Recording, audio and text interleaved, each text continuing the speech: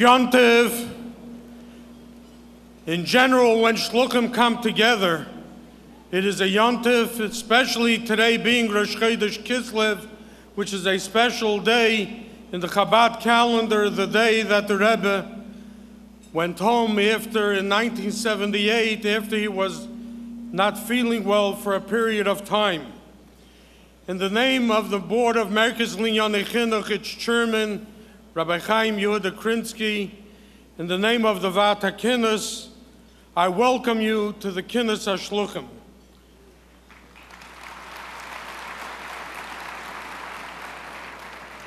"30 years ago was the first Kinus HaShluchim. There were 45 Shluchim that took place in that took part in that Kinus. Today, on Ayin Hara, there's over 4,500 Shluchim around the world.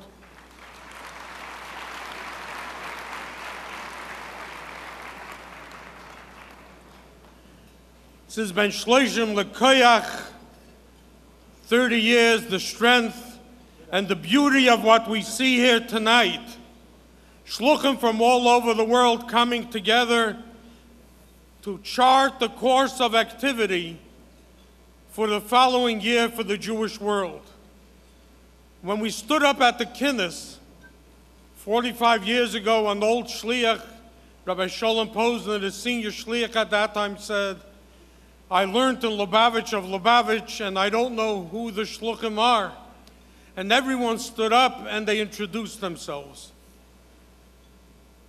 We did that for a few years, then we began the traditional roll call. Tonight, we are going to go back to the old system, but a little differently. If we were to have everybody here stand up and introduce himself, we'd be paying a lot of overtime. So if you look on the screen, every Shliach's name will be posted throughout the evening so that you should know every Shliach that is here tonight. And this is our new part of the roll call, part one.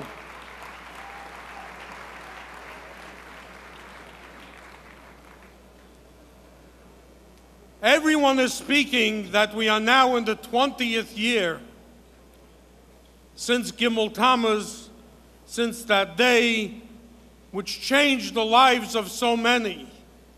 But in the truth, it's only 19 years, 4 months, and 27 days, and there's no real reason for us to rush and say it is 20 years. Our job by this Kinus tonight is to assure that we don't reach 20 years, that we are not being complacent. The theme of this year's Kinus, through 5 days of workshops, seminars, sessions, Farbrengens, was Zorach B'Choshech Or, to light the world with kindness, to shine the light of Torah and mitzvahs amidst the darkness. We find in the world today, they are doing major studies about the future of the Jewish people. I was invited to the unveiling of such a study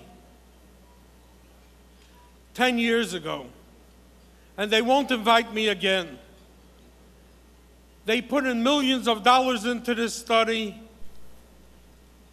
and they said the way they did it was they called randomly 5,400 people, and if you said you were Jewish, you were in that study. Then they went around and asked the people for comments. I said, I want to be last. And when they finished, I said to them, you know, I never saw something so flawed in my life with your dire predictions of the future of American Jewry. And they asked me why, and I said, I'll tell you. What do you know what's going on in Hattiesburg, Yazoo City, and Jackson, and Mississippi? What do you know what's going on in Butte, Montana, and Boise, Idaho, in Gastonia, North Carolina, in Hillsborough, New Hampshire, in Hot Springs, Arkansas, in Frankfort, Kentucky, in Cheyenne, Wyoming, in Bakersfield, California, and Bangor, Maine? What do you know what's going on in Greenville, Delaware? We know, and it doesn't cost us millions of dollars, because during the summer months and for Pesach, 700 young rabbinical students, inspired by the Rebbe's desire to touch each and every Jew, visit each and every one of the communities in the world that do not have a rabbi. And then at the same time, what do you know what's happening in the enclaves of the Orthodox Jews? I had a mechutin who just passed away, a Jew, a real tzaddik, was sentenced to 25 years of hard labor in the former Soviet Union. He was the shliach to Bnei Brak, Rabbi Moshe Greenberg. He was released after 7 years. He moved to Israel, raised a family, and his children are Shluchim all over the world. They're from China to Alaska, from Texas to Israel, wherever you want, there's a Greenberg. They tell the story that he once went on an Egged bus, and he had 8 children with him, and the bus driver said to him, "Habibi, you should have left half of them home." And he said, "I did." What do you know about the future of the Jewish people? But the truth of the matter is that these studies are a clarion wake-up call. That we cannot go away from this kinnus the way we went into this kinnus. Things must change. We have to raise ourselves higher so that we don't reach Gimel Tammuz, Tov Shin Ayin Daled. The Rebbe always used to quote the Rambam, Lo'elam yireh adam atzmai shokol. He should see the world balanced on a scale, equal, mitzvahs and non-mitzvahs. You do one mitzvah, or you give one shekel, and you could change the world. Our forefathers, Avram, what was his preoccupation? His preoccupation in the last years of his life was that his child Yitzchak should marry from his family, to stay in the family, and only marry in the family. In this week's portion, we read the way Yaakov goes on Yitzchak's behest, and he says, go marry someone from the family. We have to assure that there is no child that marries out of the family. And for that, tonight we are announcing 2 major initiatives. I announce now to you tonight, from the largesse and the generosity of an anonymous donor who's taking the lead in this, a global youth initiative where we will take each and every child from when he is a little child in Sea Kids, going to shul as a 5-year-old, 6-year-old, or not going to shul, taking him through the teen years, through Sea Kids, JLI for Kids, Sea Teens, JLI for Teens, Chabad on campus, until they get married and become young Jewish professionals. We will endeavor to see that over the next period of time, 200 new shluchim will go out to be able to effectuate this desire, that there should not be one Jew that is not going to marry Jewish.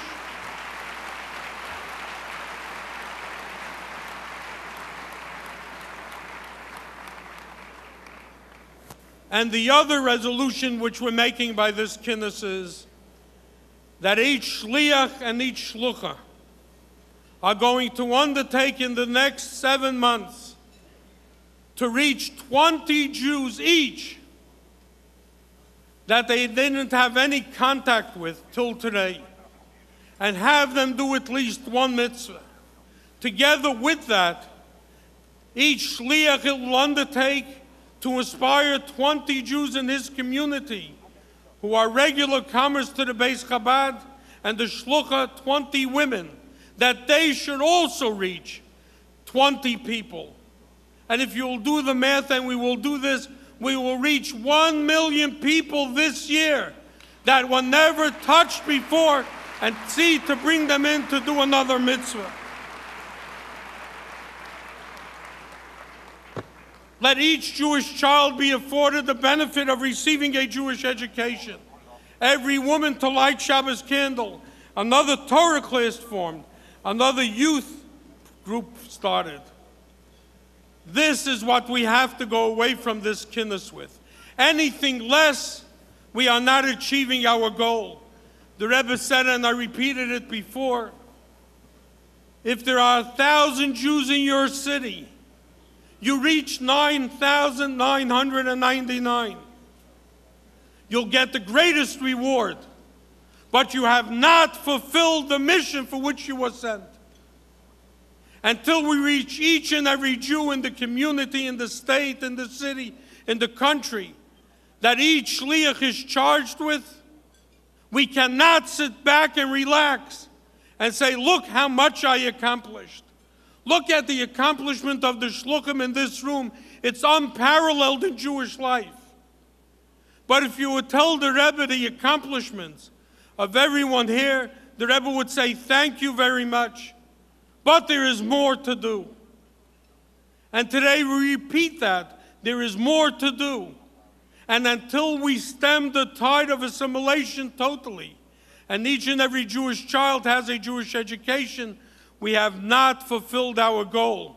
And if we will do this, we are assured that, God willing, we will not reach Gimel Tammuz Tovshin Ayin Daled, the 20th anniversary, because Mashiach will be here, and we will be together with the Rebbe and the Guf Gash.